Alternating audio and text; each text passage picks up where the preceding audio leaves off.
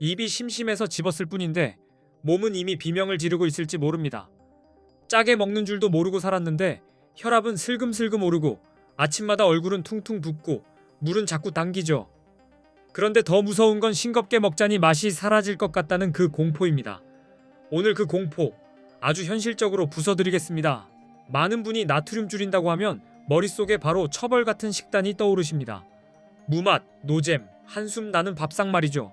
그런데 그건 시작부터 잘못된 싸움입니다. 우리의 목표는 맛을 버리는 게 아니라 혀를 다시 훈련시키는 겁니다. 입맛은 고집세 보여도 의외로 금방 적응합니다. 문제는 방법을 너무 극단으로 잡는 데 있습니다.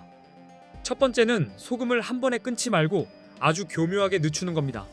오늘 짠맛이 세다면 내일은 딱 한 숟갈만 덜 세게 가는 식이죠. 혀는 드라마보다 변화에 민감합니다. 갑자기 확 줄이면 바로 반란이 납니다. 그런데 조금씩 낮추면 희한하게 모르게 적응합니다. 어느 날 예전 음식이 짜게 느껴지는 순간 그때 게임이 바뀝니다. 두 번째는 소금 대신 맛의 방향을 바꾸는 겁니다. 짠맛이 빠지면 음식이 죽는다고 느끼는 이유는 빈자리를 채울 선수가 없어서입니다. 이때 신맛, 향, 감칠맛을 데려오셔야 합니다. 레몬즙 한 번, 식초 한 방울, 마늘과 후추, 파와 깨만 잘 써도 혀가 훨씬 덜 허전합니다. 짠맛 하나에 매달릴 필요가 없다는 뜻입니다. 세 번째는 국물과 소스를 의심하셔야 합니다. 의외로 나트륨은 밥보다 그 옆에 숨어 있는 경우가 많습니다. 국물 한 숟갈, 찍먹 소스 몇 번, 양념 듬뿍 무심코 더한 사이 하루치가 훌쩍 올라갑니다. 음식이 문제가 아니라 묻고 찍고 떠먹는 습관이 문제일 때가 많습니다. 맛은 건더기로 즐기고 간은 표면에서 줄이는 게 훨씬 쉽습니다. 네 번째는 가공식품의 착한 얼굴에 속지 않는 겁니다. 햄, 소시지, 라면, 냉동식품, 빵, 치즈, 심지어 시리얼까지 생각보다 짭니다. 입에 대놓고 짜지 않아도 나트륨은 이미 들어가 있을 수 있습니다. 그래서 중요한 건 혀가 아니라 라벨입니다.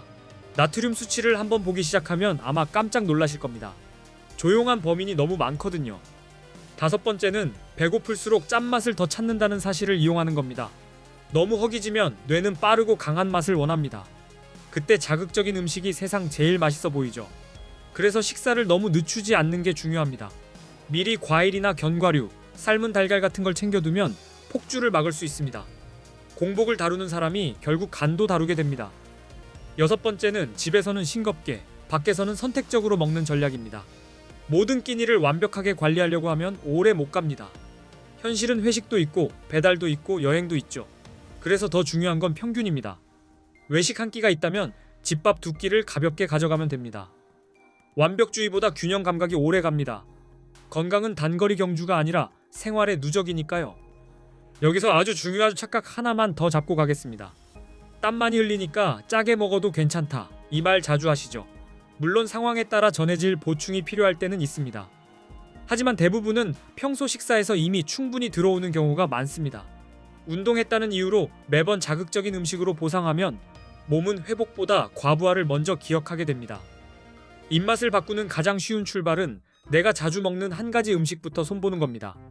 김치라면 양을 줄이고 국이라면 건더기 위주로 먹고 배달이라면 소스는 반만 쓰는 식이죠. 한꺼번에 식탁 전체를 갈아엎지 마세요. 그렇게 하면 3일도 못 갑니다. 자주 먹는 메뉴 하나만 바꿔도 누적 효과는 꽤 큽니다. 건강은 대개 작은 반복에서 벌어집니다. 그리고 가족 입맛 때문에 어렵다는 분들 많습니다. 그래서 더 기술이 필요합니다. 처음부터 모두를 설득하려 하지 마세요. 간은 전체 냄비에서 세게 하지 말고 개인 접시에서 조절하는 겁니다. 기본 간은 낮추고 더 필요한 사람만 덜어가며 보충하면 됩니다. 이 방식은 싸우지 않고도 식탁을 바꿉니다. 건강한 변화는 조용할수록 오래갑니다. 요란하면 금방 지칩니다.